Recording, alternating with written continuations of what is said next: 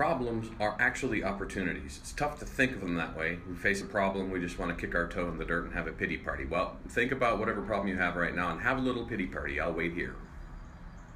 Okay, that's over. Now get on with figuring out what opportunity lies within that problem. If it's a career problem, where is there an opportunity in this? Either to go around the issue that you're dealing with or to develop a new skill that will help you overcome that. It's an opportunity to look for growth. Same with your playing. You have a problem in some passage that you're working on. Well, there's an opportunity to work on an area of your playing that you haven't thought about or haven't spent enough time working on.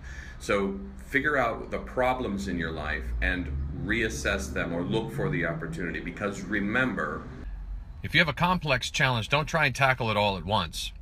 Break it down into small chunks. Make sense? Hey, remember that note you were so freaked out about yesterday that you missed, and then it was like the worst thing in the world ever?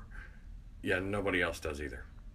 Hey, I had a little epiphany this morning. Actually, been goofing off quite a bit. I was trying to figure out what that was about, and I'm pretty sure my priorities aren't clear. There's a bunch of things clamoring for my attention, and I hadn't made the time to figure out what was the actual most important part. So as soon as I did that, things cleared up. Give it a shot. In music, you have to play not just the notes, but you have to play the rests too. They inform the music around them. Life's like that. You gotta take breaks and enjoy them and lean into them and do rejuvenative stuff. Not bad for a euphonium player. Enjoy the breaks. If you need to get outside, get outside. If it's a nice day, enjoy it. Mastery and focus are connected. You will be unable to master something if you can't focus on it. So what's in your life that's extraneous, that can go by the wayside, that can be put on hold, that can be put on pause, so that you can really focus on whatever it will take for you to truly master whatever it is you're going for. So clear the decks and focus. What are you thankful for? Reach out to somebody today and thank them for what they've done for you. I'm thanking you for how great you've been in sharing these and liking them and commenting on them. So thanks very much. Have a great day. I just did a clinic for Stephen Spang at Elizabeth Forward High School in outside of Pittsburgh, PA, and Stephen asked me to talk a little bit about purpose. We talked about focus yesterday, and it's a really good point. If you don't know what you're focusing on, if you don't know the why behind what you're doing, then you're going to struggle. You're going to flounder. So what is the purpose? Where are you going? What is the purpose in what you're doing? What is your mission? What is your very special purpose? Identify that, and the rest of it will start to make more sense. Priorities will make more sense. What to do next will make more sense. What to do tomorrow will make more sense. Find your special purpose. We each have a list of can'ts that we believe. I can't speak French. I can't improvise. I can't play that piece. I can't play that high. I can't play that fast. I want you to take your favorite I can't and add yet to the end of it and see if that doesn't change your attitude about it. Don't rely on motivation. Don't rely on willpower. Create a habit. Create a routine, a system, which will get you into the practice room or onto the treadmill or whatever it is that you need to do.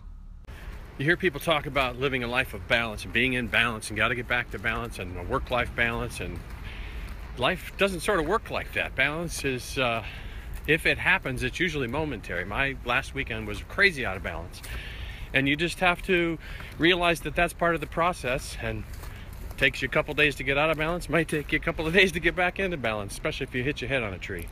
For a lot of us, our brains tend to tap out at around the 20-minute mark, so you can use that to your advantage. If you know that that's going to be a thing, then just plan your practice or whatever concentrated effort you need to put in 20-minute chunks. You can set a timer if you want to, or if you hit a wall, you might notice that it's probably at about that 20-minute mark. So use that to your own advantage. Use your powers for good instead of evil. You know, sometimes the committee was looking for something else. Sometimes you get cut off in traffic. Sometimes it snows in April in Pittsburgh. How are you going to react to those things? You can't do anything about them. How you react to them is the key to moving forward and being happy. So be happy.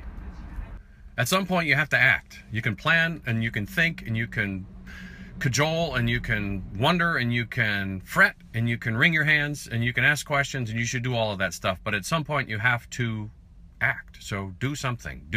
Act today. Act. Do or do not do. What can you let go of? What can you take out of your calendar? What can you remove from your day-to-day activity that will allow you to do the things which are most important. That's a good 5 or 10 minutes well spent in terms of reclaiming hours in the day and days in the month. How many items are on your to-do list? Mine too. The goal for today is to pick one. What's the most important thing on your list? Do that one today. Just do that one. Waiting for the right moment? The perfect day? Guess what? This is it. Hey, here's kind of a weird concept. When's the last time you checked the expiration date on your goals? Sometimes we set goals and then our life or our circumstances or our priorities change, but we hold on to these goals sort of out of habit. So maybe it's time to turn it over, look at the label, and see if this still applies to your life, still if this is a thing that is worth doing or not.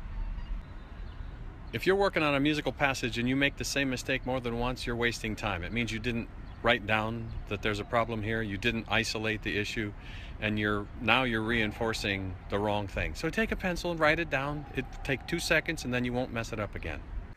Are you stuck? Change something. Change the octave, change the rhythm, slow it down, change the notes, change the place you're playing, change your attitude, change something. In the last video, I talked about the connection between meditation practice and practice.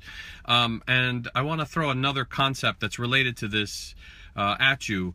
In meditating, whenever your mind wanders, you just acknowledge it and come back to the moment, refocus on the now of it. And so the next time you're playing or practicing, working on a phrase, and you realize that you're somewhere other than in the phrase, don't beat yourself up, just come back to the moment and stay in the note that you're playing.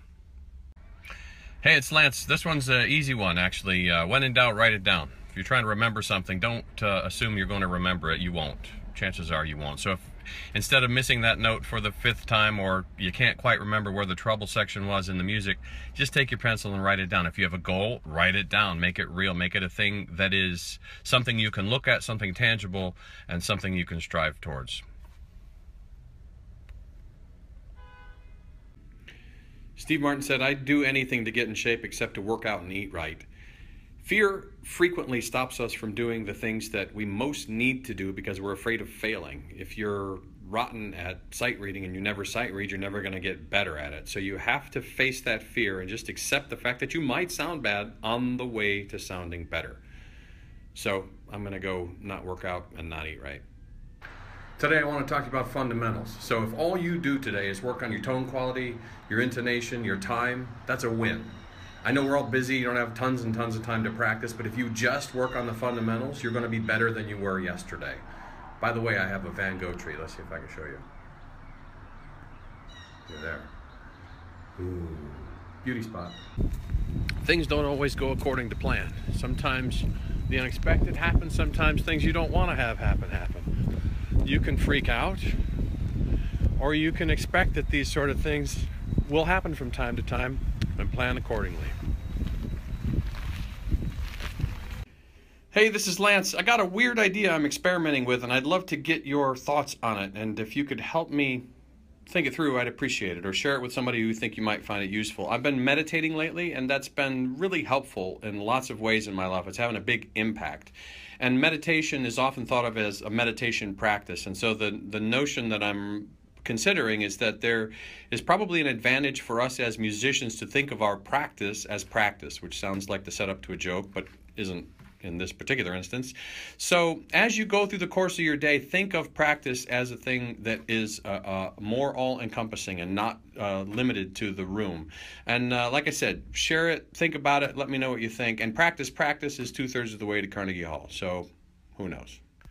Let's stay with the meditation thing for a bit longer and think about breath. Breath is the common denominator with all of the great musicians that I know. They're all focused on the breath, and it puts them in the right headspace in order to do what they do. And if they happen to be a wind player, it puts them in the right musical framework for doing so. So, do you have bad breath? How was your week? Did you get done what you wanted to get done? If not, was it because your goals are not in alignment with what you're actually doing? Maybe you need to reevaluate how you're spending your time versus how you want to be spending your time, because you might be doing all sorts of things except the most important stuff. You got to try a lot of different things to figure out what's going to work. Sometimes things don't go the way you want them to, and that's okay. What can you learn from that? Take the stuff that works the best and keep it. The stuff that doesn't work, let it go. Repeat, rinse, repeat, rinse, repeat. I know you're busy. We're all busy. The question is, are you getting anything done?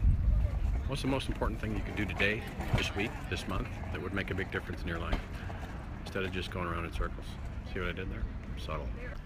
Yesterday I posted a short video about pursuing an idea or a dream, and I think some people are confused as to where to start. I think you just need to take a step. So find one actionable thing that you can do today that gets you closer to that thing, and then tomorrow do the other thing, and another, and another, and another. How to eat an elephant one bite at a time. So I had an interesting day at Carnegie Mellon today. I met well, it's the week before spring break, so everybody wants to get a meeting in. So I'm one of the things I do is advise students, and I met with 5 students back to back today. And 4 of the 5 of them believe that they have no plan. They don't know what they're going to go do. And then after talking to them, which has been the case a number of times, I get partway through the conversation with them and find they had this fantastic idea. They're just afraid to pursue it. So pursue it.